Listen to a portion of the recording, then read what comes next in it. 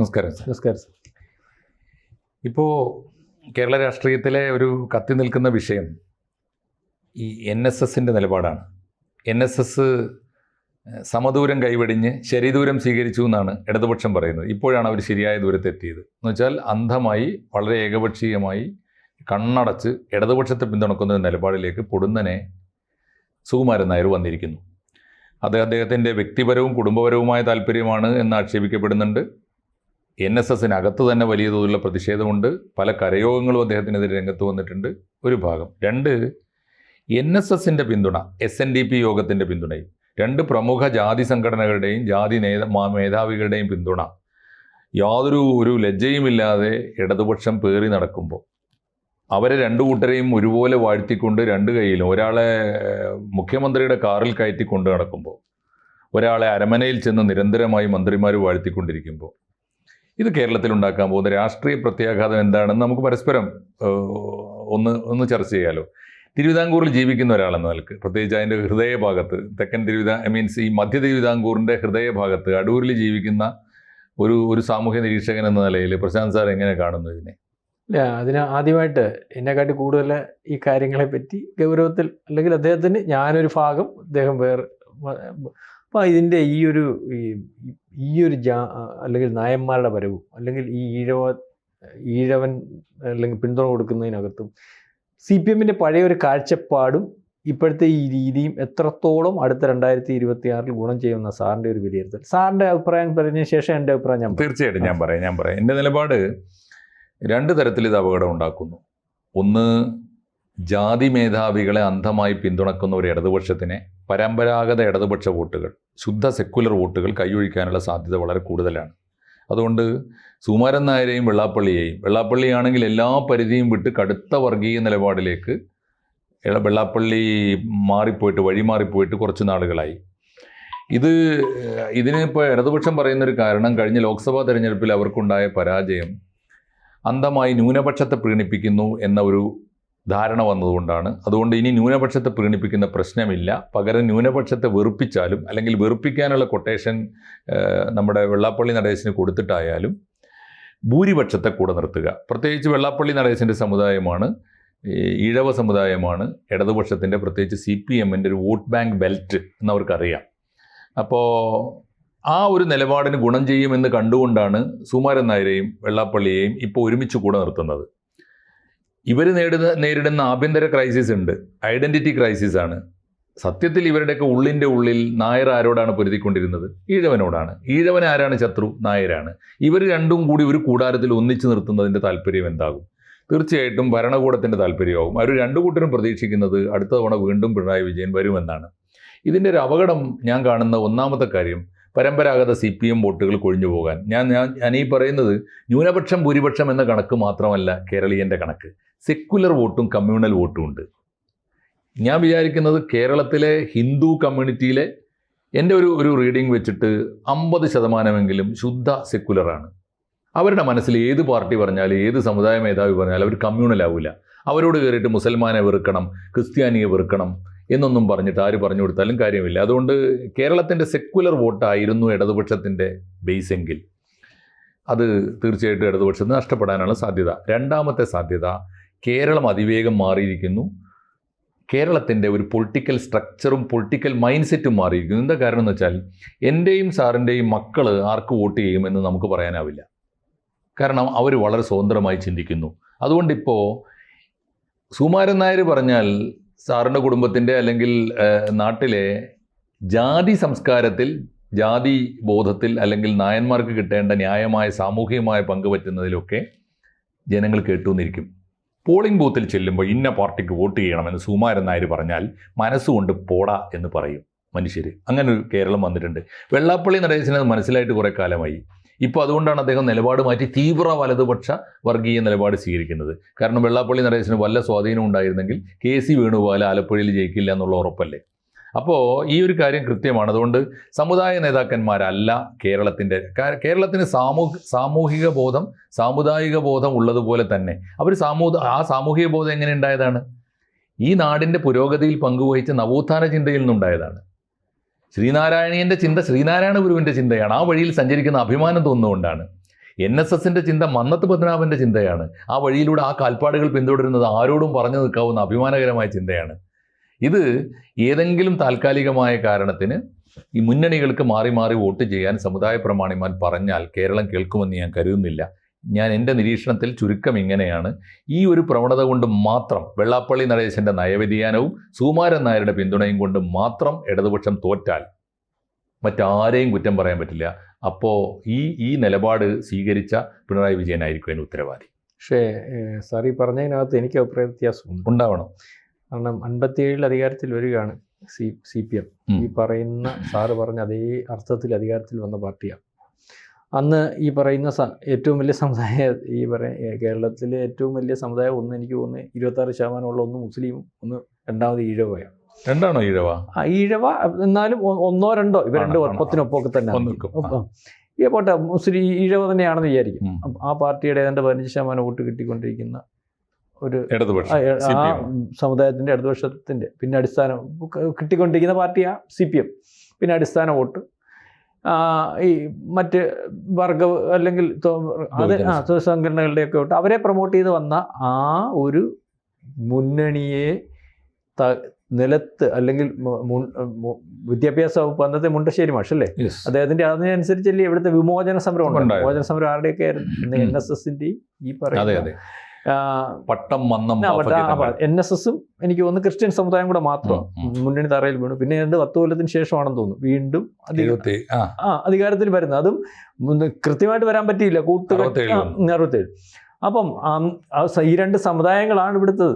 തീർച്ചയായിട്ടും അത് ഇതുവരെ ഈ കാലം അത്രയും വോട്ട് ചെയ്യുന്നില്ല. ഇപ്പം ഞാൻ നായരാ, ഞാനിപ്പം NSSന് ജനറൽ സെക്രട്ടറി പറഞ്ഞാൽ വോട്ട് ചെയ്യണമെന്നില്ല, ഒരിക്കലും ചെയ്യത്തില്ല. പക്ഷേ വോട്ട് ചെയ്യുമോ ചെയ്യത്തില്ലയോ എന്നുള്ളതല്ല. SNDPയുടെ നേതാവ് പറഞ്ഞാൽ വോട്ട് ചെയ്യണമെന്നില്ല. സാറ് പറഞ്ഞത് എന്താ KC വേണുമല്ലയുടെ ഏറ്റവും കൂടുതൽ ഈഴമുള്ള ജയിക്കണമെന്നില്ല. പക്ഷേ ഈ പറയുന്ന സമുദായങ്ങളെല്ലാം ഒരു കാലത്ത് ഒരു പക്ഷേ ഈ കഴിഞ്ഞ നിയമസഭാ തെരഞ്ഞെടുപ്പിൻ്റെ കാലം വരെയും പ്രത്യക്ഷമായിട്ടും കൃത്യമായിട്ടും വെള്ളാപ്പള്ളി നടേശൻ, എനിക്കറിയാം ഈ പറയുന്ന കഴിഞ്ഞ 10 കൊല്ലത്തിനകത്ത് അധികാരത്തിൽ വന്നതിന് ശേഷം പിണറായി കണ്ണുരുട്ടിക്കൊണ്ട് കൂടി ആണ് അവിടെ നിൽക്കുന്നത്. ഇന്നോണമെന്ന് പറഞ്ഞിട്ടുണ്ട്. പിണറായി ഒരു പ്രാവശ്യം ഒരു യോഗത്തിനകത്ത് ഈ പറയുന്ന പോലെ ഒരു കുറിപ്പെടുത്ത് അദ്ദേഹത്തിൻ്റെ കയ്യിലോട്ട് ഇടുക. ആ കുറിപ്പ് വായിച്ചിട്ട് പിന്നെ വെള്ളാപ്പള്ളി ഇന്നേ കാലം വരെ ഒന്നും മിണ്ടിയിട്ടില്ല. ആ കുറിപ്പിനകത്ത് എന്തായിരിക്കും എന്നുള്ള കാര്യത്തെ പറ്റി അറിയാം, മിണ്ടിയിട്ടില്ല. അപ്പം അതിനുശേഷം അതിന് മുമ്പ് വെള്ളാപ്പള്ളിയുടെ നിലപാട് എന്തുവായിരുന്നു? രാവിലെ UDF, വൈകിട്ട് LDF അല്ലെങ്കിൽ BJP. ഈ നിലപാടായിരുന്നല്ലോ. ഇപ്പം അത് പിണറായിയുടെ നട്ടലിൻ്റെ കരുത്താന്നേ ഞാൻ പറയത്തുള്ളൂ. പക്ഷേ ഇപ്പം ഈ പറയുന്ന NSSൻ്റെ ആളും ഇദ്ദേഹത്തിൻ്റെ കൂടെയായി. ഇവരെ എല്ലാം വേണ്ടാന്ന് വെച്ചിട്ടും അല്ലെങ്കിൽ പ്രത്യക്ഷത്തിലും എല്ലാം എതിർത്ത് അധികാരത്തിൽ വന്നിട്ടുള്ള രണ്ടാമതും അധികാരത്തിൽ വരുന്നതിന് ഈ പറയുന്നത് പോലെ ഇവരുടെ ആരുടെയും പിന്തുണ ഇവരാരും മേടിച്ചിട്ടില്ല. പക്ഷേ ഇപ്പം ഇവരുടെ പിന്തുണ ഏതിൻ്റെ കാര്യത്തിൽ? അയ്യപ്പൻ്റെ സംഗമത്തിൻ്റെ കാര്യത്തിൽ എല്ലാവരെയും വിളിച്ചതിൻ്റെ കൂട്ടത്തിൽ സമുദായ നേതാക്കന്മാരെ വിളിച്ചതിന് ശേഷം രണ്ടാമത്തെ ദിവസം നമ്മൾ ഈ പിന്തുണയുടെ കാര്യം സാർ വിചാരിക്കുമ്പം രണ്ടാമത്തെ ദിവസം ഈ പറഞ്ഞ പോലെ RSSൻ്റെ നേതൃത്വത്തിൽ വലിയൊരു സംഗമം നടന്നു, ലക്ഷങ്ങൾ ചെന്നു. അതിന് ശേഷം ഒരനവസരത്തിലാണ് പറഞ്ഞത് ഇതെല്ലാം പൊള്ളത്തരമാണ്, RSSൻ്റെ അയ്യപ്പ സംഘമോ അല്ല, യഥാർത്ഥ മതേതര അയ്യപ്പ സംഘം മറിച്ചതാണെന്നുള്ള രീതിയിലുള്ള പ്രസ്താവന. അന്ന് ആ പ്രസ്താവനയുടെ കാര്യം എന്തോ? NSS ജനറൽ സെക്രട്ടറിക്ക് അന്ന് ആ പ്രസ്താവനയുടെ കാര്യം എന്തോ? അദ്ദേഹത്തിന് ആ പ്രസ്താവന വേണമെങ്കിൽ ആ അയ്യപ്പ സംഘം ഈ പറയുന്ന ഒരു ദേവസ്വം ബോർഡ് നടത്തിയാൽ പോരെ. അപ്പോൾ ആ പ്രസ്താവനയ്ക്കകത്ത് ഒരു വലിയ രാഷ്ട്രീയമുണ്ട്. അതാ ആര് പറയിച്ചു? പിണറായി പറയിച്ചാണ്. അല്ലെങ്കിൽ പിണറായി പറയിച്ചതാ, പ്രത്യക്ഷത്തിൽ നമുക്കറിയത്തില്ല, ആയിരിക്കാമല്ലോ. അപ്പം ഇതുകൊണ്ട് നാളെ കാലത്ത് NSSൻ്റെ വോട്ട് കിട്ടുമെന്നുള്ളതല്ല. പക്ഷേ ഇതുവരെ ഉണ്ടായിരുന്ന NSS എന്തുകൊണ്ട് ഈ നിലപാടുമായിട്ട് വരുന്നു? സാർ പറഞ്ഞ ഇവിടുത്തെ നാളെക്കാലത്തും ഇന്നലെയും ഇതുവരെയും 2026 മുമ്പ് നമുക്കറിയാവുന്ന CPM ജയിച്ചുകൊണ്ടിരുന്നതിൻ്റെ കാരണമെന്ന് പറയുമ്പോൾ ഒരു സമുദായ വോട്ട് ഞങ്ങൾക്ക് വേണ്ട, കഴിഞ്ഞ പ്രാവശ്യം ബൈ ഇലക്ഷൻ വരെ പറഞ്ഞു ഒരു വർഗീയ പാർട്ടിയുടെ വോട്ട് ഞങ്ങൾക്ക് വേണ്ട. അങ്ങനെ പറയുന്നിടത്ത് ഞങ്ങൾ കൂടെ നിന്നോട്ടെ എന്ന് പറയുന്ന ഒരു ശൈലിയിലേക്ക് ഈ പറയുന്ന മതമേലധ്യക്ഷന്മാരെ അവിടെ കൊണ്ടെത്തിക്കുന്ന ഒരു പാർട്ടിയുടെ ഒരു കഴിവ് സാർ എന്നാലോചിച്ച് നോക്കി. എന്ത് തന്നെയായാലും മനസ്സിലാവുന്നുണ്ട്. ഞാൻ ചോദിച്ചോട്ടെ, ഇവിടെ SNDPക്ക് 80 ലക്ഷം വോട്ടുണ്ട്, NSSന് 40 ലക്ഷം വോട്ടുണ്ട്, 50 ലക്ഷം വോട്ട് ക്രിസ്ത്യാനിക്കുണ്ട്. മൊത്തം എടുത്ത വോട്ട് 3.5 കോടിയാണ്.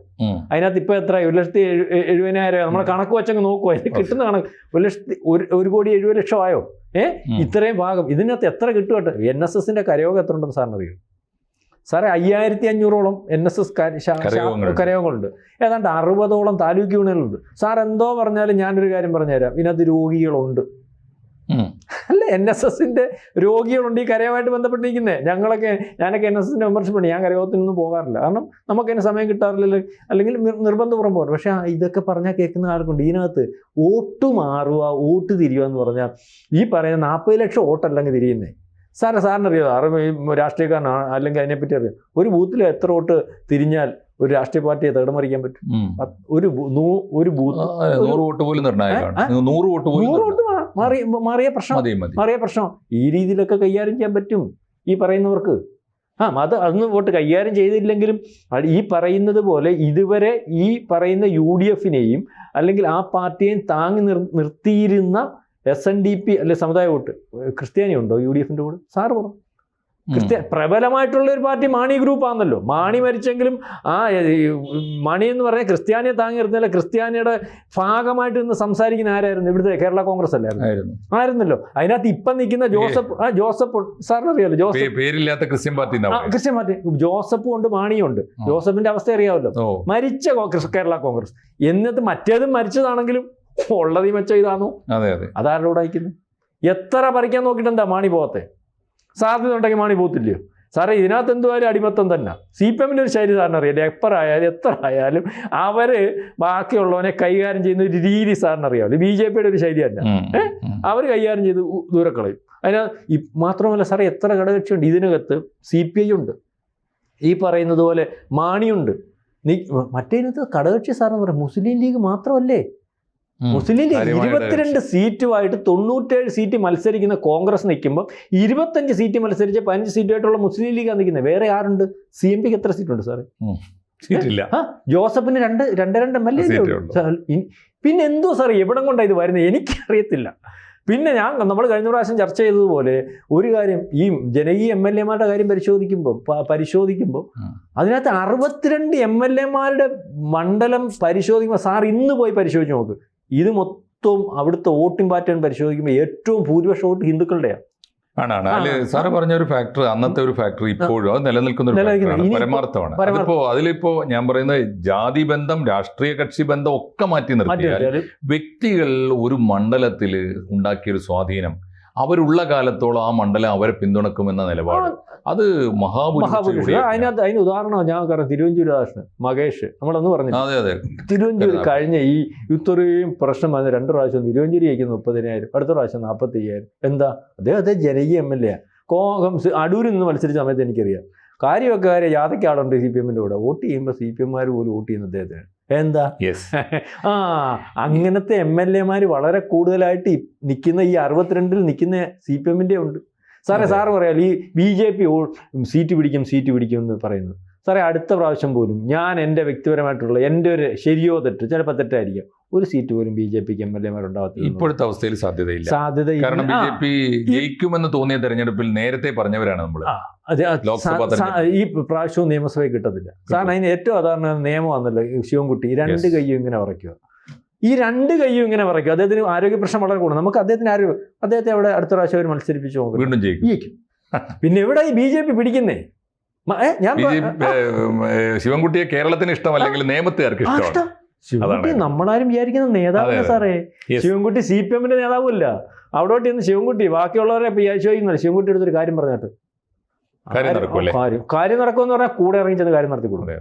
ഇതുപോലുള്ള നേതാക്കന്മാരെ മൊത്തത്തിലുള്ള. അപ്പം ഞാനീ പറഞ്ഞത് ഇങ്ങനെ അല്ലാതെ ഇരിക്കുന്ന കാലത്ത് പോലും ഞാൻ പറഞ്ഞത് ഇപ്പം ജാതി സമവാക്യങ്ങൾ കൂടെ കൂട്ടിയാൽ ഒരു പക്ഷേ ഇടതുപക്ഷം അധികാരത്തിൽ വരത്തില്ല, അങ്ങനെ ചെയ്യത്തില്ല എന്ന് അഹമ്മദ് മാഷ് പറയുന്ന കാര്യത്തോണ്ട് കൂടെ നിന്നുകൊണ്ട് ഞാനൊരു കാര്യം പറയുകയാണ്. ഇതൊന്നും ഇല്ലാത്ത ഒരു രാഷ്ട്രീയ പാർട്ടിയാണ് ഞങ്ങൾ എന്ന് 2026 ഇലക്ഷന് മുമ്പേ വരുന്നിടം വരെ ഇവരുടെ ആരെയും പക്ഷമല്ല അല്ലെങ്കിൽ ഇവരുടെ ആരുടെയും കൂടെയല്ല എന്ന് നിന്നിട്ട് ഇലക്ഷന് നിന്ന് ജയിച്ചിട്ടുള്ള ആ പാർട്ടിയുടെ കൂടെ ഇതെല്ലാം ആയിരുന്നു, ഇവരുടെ എല്ലാം പിന്തുണയോടുകൂടി മാത്രമേ ഞങ്ങൾക്ക് പോകാൻ സാധിക്കത്തുള്ളൂ എന്ന് പറയുന്ന UDFന്റെ ഭാഗത്തുനിന്ന് അവരെല്ലാം വന്ന് ഇപ്പുറത്ത് നിൽക്കുക. ഇന്നത്തെ ചർച്ചയിൽ പ്രശാന്ത് സാറ് നടത്തിയിരിക്കുന്ന വേറിട്ട നിരീക്ഷണങ്ങൾ, നമ്മുടെ ചർച്ചകളിൽ എപ്പോഴും പുതിയ എന്തെങ്കിലും സാർ ഒരു പോയിന്റ് പറയാറുണ്ട്. ഇന്ന് പറഞ്ഞ ഏറ്റവും പ്രധാനപ്പെട്ട പോയിന്റിൽ എനിക്ക് സ്ട്രൈക്കിംഗ് ആയിട്ട് തോന്നിയത് കേരളത്തിലെ സാമുദായിക കക്ഷികൾ അവരുടേതായ താല്പര്യത്തിന്, ഒന്നുകിൽ സമുദായ താല്പര്യത്തിന് അല്ലെങ്കിൽ വ്യക്തിപരമായ താല്പര്യം, എന്ത് ആരോപണം ആയിക്കൊള്ളട്ടെ, പക്ഷേ ഞങ്ങളെ കൂടെ കൂട്ടണേ എന്ന് Correct. അഭ്യർത്ഥിച്ചുകൊണ്ട് ഇടതുപക്ഷ മുന്നണിയുടെ പിന്നാലെ വരുന്നു. ഇടതുപക്ഷം പോയി വിളിച്ചിട്ടല്ല. അല്ല, അതുകൊണ്ട് അത് ഇടതുപക്ഷത്തിന് കിട്ടുന്ന അംഗീകാരമായിട്ടാണ് സാറ് കാണുന്നത്. നല്ല നിരീക്ഷണമാണത്. രണ്ടാമത്തെ കാര്യം, ഇപ്പോഴും മാറാതെ നിൽക്കുന്നത്, സാറ് നേരത്തെ കഴിഞ്ഞ ടോക്കിലും പറഞ്ഞൊരു കാര്യം, പ്രധാനപ്പെട്ട ഒരു കാര്യമാണ്, കക്ഷി രാഷ്ട്രീയ ബന്ധങ്ങൾ മാറ്റം വരട്ടെ, സാമുദായിക ശക്തികളുടെ കൂറ് എങ്ങോട്ട് എന്ന കാര്യത്തിൽ മാറ്റം വരട്ടെ. അപ്പോഴും കേരളത്തിലെ മഹാഭൂരിപക്ഷം മണ്ഡലങ്ങളിലും വ്യക്തിപരമായി സ്വാധീനം ചെലുത്തുന്ന MLA മണ്ഡലം, MLA കോൺസ്റ്റിറ്റ്യുവൻസി റിലേഷൻ ഉണ്ടല്ലോ, അതിൽ ഇപ്പോഴും മേൽക്കോയ്മ UDF-നാണ്, അല്ല ഐ മീൻ LDF-നാണ് ഇപ്പോഴും. അങ്ങനെയാണെങ്കിൽ എന്തെല്ലാം സൂത്രവാക്യങ്ങളും സമവാക്യങ്ങളും മാറി വന്നാലും ഇടതുപക്ഷം വീണ്ടും അധികാരത്തിൽ വരാനാണ് സാധ്യത എന്നിടത്താണ് 100% അതിനുള്ള സാധ്യതയാണ്. കാരണം നമ്മൾ ഈ പറയുന്നത് പോലെ അവസാനം വേറെ തീരുമാനം കൂടെ വരും. സാറി പറഞ്ഞ പോലെ എന്തെന്നറിയോ, BJP കിട്ടത്തില്ലെന്ന് പറയാൻ കാര്യം എന്തെന്നറിയോ, അവസാനം മത്സരം കയറി ടൈറ്റാവും ഇലക്ഷൻ പ്രഖ്യാപിച്ചതിന് ശേഷം. അതുവരെയൊക്കെ ഈ പറയുന്ന ന്യായമൊക്കെ എല്ലാവരും പറയും. അവസാനം വരുമ്പം ഈ മത്സരം കയറി ടൈറ്റായി കഴിയുമ്പോൾ വീണ്ടും ഇവിടെ ജാതി, ഇപ്പം തന്നെ ഏറ്റവും അവസാനം MB ഗോവിന്ദൻ പറഞ്ഞൊരു വാക്യം സാറ് കേട്ടു, കൃത്യം ഇതങ്ങ് ജാതിയാക്കി. അവർ പറഞ്ഞെന്ന് പറഞ്ഞാൽ 22 സീറ്റുള്ള UDF-നെ നയിക്കുന്ന എന്തായാലും കോൺഗ്രസ് തന്നെ. 97 സീറ്റ് മത്സരിക്കുന്ന കോൺഗ്രസ് ആണോ വലുത്, ഈ പറയുന്ന മുസ്ലിം ലീഗാണോ വലുത്? അവർ 25 സീറ്റ് മത്സരിച്ചിട്ട് 15 അടുത്ത് ജയിക്കുന്ന അവൻ്റെ കഴിവാണ്. അത് അവർക്ക് അത്രയേ ഉള്ളൂ. അപ്പം ഇപ്പോഴും കഴിഞ്ഞ ദിവസം MB എന്ന് പറഞ്ഞു, കണ്ടോ ആരാ മുസ്ലിം ലീഗാ നയിക്കുന്നത്, എന്താ പിന്നെ ഒരു മുസ്ലിം ലീഗാ നയിക്കുന്നതെന്ന് പറഞ്ഞതിന്റെ അർത്ഥം കൃത്യമാണ്. ബാക്കി ഇവിടുത്തെ പിന്നെ ഇച്ചിരി പ്രശ്നമുണ്ടല്ലോ ക്രിസ്ത്യാനിക്ക്, അതുകൂടെ കൂടുതൽ സ്ട്രൈക്ക് ആവണം. അപ്പൊ അവിടെ കൃത്യം ജാതിയാക്കുക. അവസാനം പറഞ്ഞൊരു ഫാക്ടറിലും ഒളിഞ്ഞിരിക്കുന്ന ചില സംഗതികളുണ്ട്. അവസാനം എലക്ഷൻ ടൈറ്റ് ആവുമ്പോൾ BJP നിലപാടെടുക്കും എന്ന് പറയുന്നത്. BJP നിലപാടെടുക്കുമല്ല, BJP ഇപ്രാവശ്യവും ജയിക്കത്തില്ല. അപ്പം നമുക്ക് ഹിന്ദുക്കൾക്ക് ആർക്ക് ചെയ്യണം, CPM എന്ന് തീരുമാനിക്കും. അതിന് കാരണമുണ്ട്, കോൺഗ്രസ് മുക്ത ഭാരതം അവരുടെ ലക്ഷ്യമാണ്, കോൺഗ്രസ് മുക്ത കേരളം തന്നെയാണ് ലക്ഷ്യം. അതുകൊണ്ട് അവരും ഈ ഫാക്ടേഴ്സ് ഒക്കെ LDF-ന് അനുകൂലമാണെന്നാണ് വളരെ കൃത്യമായിട്ട് ഞാൻ പറഞ്ഞു. എനിക്ക് ബോധ്യമുള്ള ഒരു കാര്യമാണ്. RSS എന്ന് പറയുന്നത് എല്ലാവരും പറയുന്നത് ഹിന്ദുവാ മറ്റേന്ന്. ശബരിമല ഇലക്ഷൻ ആദ്യത്തെ പ്രാവശ്യം വീണ ജോർജ് പത്തനംതിട്ട മത്സരിച്ചൊരു അറിയാം, വീണ ജോർജ് മത്സരിപ്പിച്ചു. അവസാനം അവിടെ ഈ വെളിയിൽ അറിയാൻ പറ്റണം, വീണ ജോർജ് മത്സരിപ്പിച്ചു. അവിടെ അന്നും ജയിച്ചത് ആൻഡോ ആന്റണിയാണ്. അന്ന് മത്സരിക്കുന്ന ഇന്നത്തെ മുൻ പ്രസിഡന്റ് സുരേന്ദ്രനായിരുന്നു. സുരേന്ദ്രൻ ജയിക്കുമെന്ന് പറഞ്ഞിട്ട് വലിയ പ്രചരണം വന്നില്ലേ, സുരേന്ദ്രൻ വലിയ വലിപ്പത്തിൽ വോട്ട് പിടിച്ചു. ഏതാണ്ട് അതുവരെ ചരിത്രത്തിൽ ഏറ്റവും വലിയ വോട്ട് പിടിച്ചു. എന്നിട്ടും അവിടെ ഏറ്റവും അവസാനം ആൻഡോ ആന്റണി ജയിച്ചു. അവസാനം ചെയ്ത പരിപാടി എന്നല്ല, RSS ചെയ്ത പരിപാടി. അവിടെ വീണ ജോർജ് ജയിച്ചേനെ അവസാനം RSS 40,000-50,000 വോട്ട് മാറ്റി ചെയ്തു. കാരണം കേരളത്തിൽ മൊത്തവും അത് അവരുടെ പൊളിറ്റിക്സാ. കേരളത്തിൽ മൊത്തവും പക്ഷേ RSS വിചാരിച്ചാലേ നടക്കും. കേരളത്തിൽ മൊത്തവും LDF തോക്കും ആ വിഷയത്തിൽ. പക്ഷെ പത്തനംതിട്ട ശബരിമല അയ്യപ്പൻ്റെ അവിടെ LDF ജയിക്കുക എന്ന് പറഞ്ഞാൽ അപ്പം ആ മുദ്രാവാക്യം അവിടെ പോയി. അപ്പം അയ്യപ്പൻ്റെ അവിടെ, അയ്യപ്പൻ്റെ മണ്ണിൽ CPM എടുത്തതാണ് ശരിയെന്നില്ലേ വരുന്നത്, അവിടെ ജയിച്ചേനെ. അവിടെ ഈ ഒരു കളി അവർ കളിച്ചു. കാരണം അവർക്ക് അഭിമാന പ്രശ്നം മനസ്സിലായി. അപ്പൊ ആ നിലപാടാണ് RSS-നുള്ളത്. RSS പതുങ്ങുന്ന സാധനം, RSS ക്ഷമിക്കുന്ന സാധനം. ഇന്നലെ 100 വയസ്സായി RSS. സാറേ, നാളെ കാലത്തെ അധികാരത്തിൽ വന്നിട്ടൊന്നുമില്ല. അവര് 100 കൊല്ലം കൊണ്ട് ഇന്ത്യ പിടിക്കുമെന്നാണ് പറയുന്നത്. 100 കൊല്ലം കൊണ്ടാണ് ഇന്ത്യ പിടിച്ച്. പല കാൽക്കുലേഷൻ. അപ്പം പല സംസ്ഥാനങ്ങളും സാറിന് അറിയാമല്ലോ, വടക്കിഴക്കൻ സംസ്ഥാനങ്ങളിലൊക്കെ പലയിടത്തും അധികാരത്തിൽ വന്നിട്ട് എത്ര കൊല്ലത്തെ പണിയുണ്ടെന്നറിയോ? അറിയാത്ത 10-40 കൊല്ലത്തെ പണിയുണ്ട്. ആര് പറഞ്ഞു പമ്മി? ഇവിടെയും അവർക്ക് ഇവിടുത്തെ കിടന്ന് ഓട്ടോക്കാരൻ കയ്യെ രാഹി കെട്ടിയോ വിചാരിക്കുന്ന സ്റ്റൈലൊന്നും അവർക്കില്ല. അവരിത് പെല്ലെ പിടിക്കത്തുള്ളൂ. ആ പെല്ലെ പിടിക്കാൻ ഏറ്റവും വലിയ പൊളിറ്റിക്സ് ഇപ്പം വീണ്ടും CPM അധികാരത്തിൽ വരുന്നതല്ല. അതായിരിക്കും തീർച്ചയായിട്ടും. ആ ഘടകങ്ങളൊക്കെ സാറ് പറഞ്ഞ പോലെ CPM-ന് ഇടതുപക്ഷത്തിന് അനുകൂലമാണ്. എങ്കിലും ജനമനസ്സിലെ ഒരു ചോദ്യം, അവസാനത്തെ ചോദ്യം ചോദിച്ചുകൊണ്ട് നമുക്കിത് അവസാനിപ്പിക്കാം. സാറിൻ്റെ കമൻറ്റ് കേട്ടാൽ മതി.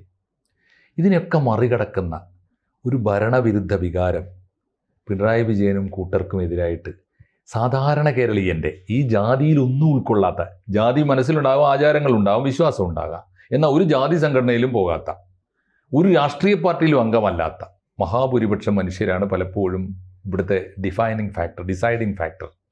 അവരുടെ മനസ്സിൽ പിണറായി ഉണ്ടാക്കി വെച്ച ഭരണവിരുദ്ധ വികാരം, അദ്ദേഹത്തിൻ്റെ ഇമേജ്, ധാർഷ്ട്യം, ധിക്കാരം, കുടുംബത്തിൻ്റെ പേരിൽ കാണിച്ചു കൂട്ടുന്ന അഴിമതി, ഭരണക്ഷമതയില്ലാത്ത അല്ലെങ്കിൽ കാര്യക്ഷമതയില്ലാത്ത മന്ത്രിമാരുടെ ഒരു പരമ്പര, ധൂർത്ത്, ഇതൊക്കെ മറികടക്കാൻ സാറിൻ്റെയും എൻ്റെയും ഒക്കെ നിരീക്ഷണമൊക്കെ കറക്റ്റായിരിക്കും. അതിനെ മറികടക്കാവുന്നൊരു ജനവികാരം പിണറായി വിജയനെതിരായി തെരഞ്ഞെടുപ്പിൽ ആഞ്ഞടിച്ചു വന്നാലോ? സാറേ, അതിനകത്ത് ഞാനൊരു ഉത്തരം പറഞ്ഞുതരാം. നമ്മൾ മനസ്സിലാക്കാതെ പോകുന്ന ഒരു കാര്യമുണ്ട് സാറേ. 57-ലെ ജനങ്ങളുടെ അത്രയും പ്രബുദ്ധരല്ല പ്രബുദ്ധരം ധരിക്കുന്ന ഇന്നത്തെ ജനം രാഷ്ട്രീയവാദികളാണ്. സാറിന് മനസ്സിലായി. അതുകൊണ്ട് ഇത് മറിക്കാനും പറിക്കാനും ഒന്നും നോക്കത്തില്ല. ഇതൊരു ഓളത്തിനങ്ങ് പോത്തേ ഉള്ളൂ. എന്താണെന്ന് ബോധ്യപ്പെട്ട് വോട്ട് ചെയ്യുന്ന ആൾക്കാർ ഒരുപക്ഷെ ഇതിനെക്കാട്ടി പ്രബുദ്ധരായിട്ടുള്ള ആൾക്കാർ ഞാൻ പറഞ്ഞ ആദ്യത്തെ കേരള മന്ത്രിസഭ വന്ന കാലം കൊണ്ടേ പറഞ്ഞോളൂ. അല്ല 57 മാർക്സിസ്റ്റ് പാർട്ടി അധികാരത്തിൽ വന്നെന്ന് പറഞ്ഞു. അല്ലാതൊന്നും ഇവിടെ ഇപ്പം ഒരു മാസത്തെയും ഈ പെൻഷൻ കൂട്ടുമ്പോഴത്തേയും അല്ലെങ്കിൽ ഈ DA കൂട്ടുമ്പോഴത്തേയും അല്ല ഈ പല കാര്യങ്ങളും ഗിമിക്കും ഒരു മാസത്തെ പ്രചരണത്തിനകത്ത് ശക്തി കാണിക്കാൻ പറ്റുന്ന ഒരു പാർട്ടിയുമായിട്ട് CPM നിൽക്കുമ്പോൾ മറിയാവുന്ന കാര്യമൊക്കെ ഉള്ളൂ ഈ ഭരണവിരുദ്ധ വികാരം. അല്ലെങ്കിൽ ഈ 2026 കഴിയുമ്പോൾ സാറ് ഞാനിവിടെ പണ്ടേ പറഞ്ഞു വരുന്നൊരു ചൊല്ലുണ്ട്, മലയാളിയുടെ വികാരങ്ങളൊക്കെ ക്ഷണികമാണ്. അതെ, അത് ഉറപ്പായിട്ടും നമ്മൾ സ്ഥായിയല്ല. ഈ അത്രേ ഉള്ളൂ. അതിവിടെ നടക്കുമോ ഇല്ല. ഏതായാലും പ്രേക്ഷകരുടെ മനസ്സിലിരിക്കട്ടെ സാറിന്റെ നിരീക്ഷണങ്ങൾ. തെരഞ്ഞെടുപ്പ് വരാനിരിക്കുന്നതേ ഉള്ളൂ, നമുക്ക് കാത്ത്. അല്ലെ, ഞാൻ പറഞ്ഞത് എന്റെ നിരീക്ഷണം. അത് ഒരുപക്ഷെ 2026 സാറ് പറഞ്ഞതാണോ ശരിയാവുന്നുള്ളത് നമുക്ക് കാണാം. പക്ഷെ എന്റെ നിരീക്ഷണം അങ്ങനെ തന്നെയാണ്. സന്തോഷം. റൈറ്റ്. കൂടുതൽ വാർത്തകളും വിശേഷങ്ങളും നിങ്ങളിലേക്ക് എത്താൻ ABC മലയാളം സബ്സ്ക്രൈബ് ചെയ്യുക, ബെൽ ബട്ടണും അമർത്തുക.